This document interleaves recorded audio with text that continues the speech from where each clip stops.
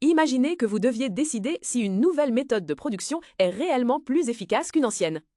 En statistique, nous ne nous fions pas au hasard, nous utilisons des tests d'hypothèses. Tout commence par la définition de deux scénarios. L'hypothèse nulle, notée H0, qui représente généralement le statu quo ou l'absence d'effet, et l'hypothèse alternative, H1, ce que nous cherchons à prouver. Pour un paramètre θ, nous testons souvent si θ est inférieur ou égal à une valeur de référence contre l'idée qu'il lui est supérieur. C'est le point de départ de toute inférence statistique sérieuse. Nous construisons ensuite une statistique de test, T de x, qui est une valeur calculée à partir de nos données. Sous l'hypothèse nulle, cette statistique suit une loi connue qui nous permet de distinguer le signal du bruit. C'est comme établir une règle du jeu avant de lancer les dés. Nous définissons une région de rejet, R, où les valeurs de T de x sont si extrêmes qu'elles rendent H0 peu crédible. Une fois nos hypothèses posées, comment décidons-nous de rejeter ou non H0? Nous fixons un niveau de risque, noté alpha, souvent égal à 5%. C'est la probabilité maximale de rejeter H0 alors qu'elle est pourtant vraie. On appelle cela l'erreur de type 1. Pour respecter ce niveau, nous calculons un seuil critique, C alpha. Si la valeur observée de notre statistique de test, Tops, dépasse ce seuil, nous rejetons l'hypothèse nulle. Dans le cas contraire, nous conservons H0. Attention cependant, conserver H0 ne signifie pas qu'elle est vraie avec certitude, mais simplement que nous n'avons pas assez de preuves pour l'infirmer. Le risque de se tromper en conservant H0 reste souvent inconnu. Cette démarche numérique rigoureuse transforme une observation brute issue d'une expérience en une conclusion statistique structurée, permettant de quantifier l'incertitude inhérente à tout échantillonnage. Au lieu de simplement comparer notre statistique à un seuil, les logiciels nous donnent souvent une p-valeur. Mais qu'est-ce que c'est exactement ? Formellement, c'est le plus petit niveau de risque alpha pour lequel l'hypothèse nulle serait rejetée.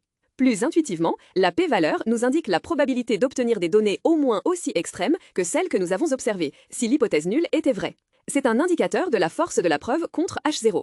Si la p-valeur est minuscule, cela signifie que nos données sont très surprenantes sous H0, ce qui nous pousse à rejeter cette hypothèse. On l'appelle aussi niveau de significativité ou probabilité critique. Elle dépend directement de notre échantillon observé et de la loi de la statistique de test sous H0. C'est l'outil universel de communication en sciences. Une p-valeur inférieure à votre seuil alpha signifie que votre résultat est statistiquement significatif. La p-valeur s'adapte à la nature de notre test. Pour un test unilatéral, nous regardons seulement un côté de la distribution. Mais pour un test bilatéral, où nous cherchons à savoir si un paramètre est simplement différent d'une valeur de référence, la situation change. Par symétrie, notamment avec la loi normale ou la loi de Student, la p-valeur d'un test bilatère est exactement le double de celle d'un test unilatère. Pourquoi? Parce que nous devons prendre en compte les déviations extrêmes dans les deux directions, à gauche comme à droite. Visuellement, cela revient à additionner les surfaces des deux queues de la distribution de probabilité. Par exemple, si nous utilisons une loi normale centrée réduite, la p-valeur sera calculée comme 2 fois la probabilité que la variable dépasse la valeur absolue de notre observation. C'est une convention essentielle pour ne pas sous-estimer le risque d'erreur lorsqu'on teste une simple différence sans direction prédéfinie. Passons à la pratique avec le test de la moyenne dans un modèle gaussien. Lorsque l'écart type de la population est inconnu, ce qui est presque toujours le cas, nous devons l'estimer à partir de notre échantillon. Cette estimation introduit une incertitude supplémentaire. C'est ici qu'intervient la célèbre loi de Student. La statistique de test devient le rapport entre l'écart de la moyenne empirique à la moyenne théorique et l'erreur standard estimée. Sous l'hypothèse nulle, cette statistique suit une loi de Student avec n-1 degré de liberté. Pour décider, nous calculons le quantile correspondant à notre niveau de confiance. Si notre p-valeur calculée à partir de cette loi de Student est inférieure à alpha, nous rejetons l'idée que la moyenne est égale à la valeur supposée. C'est l'outil fondamental pour comparer des moyennes de petits échantillons en médecine ou en psychologie. Parfois, ce n'est pas la moyenne qui nous intéresse, mais la dispersion des données, c'est-à-dire la variance. Pour tester si la variance d'une population gaussienne est égale à une certaine valeur, nous utilisons le théorème de Cochrane. La statistique de test est basée sur la somme des carrés des écarts à la moyenne, normalisée par la variance supposée.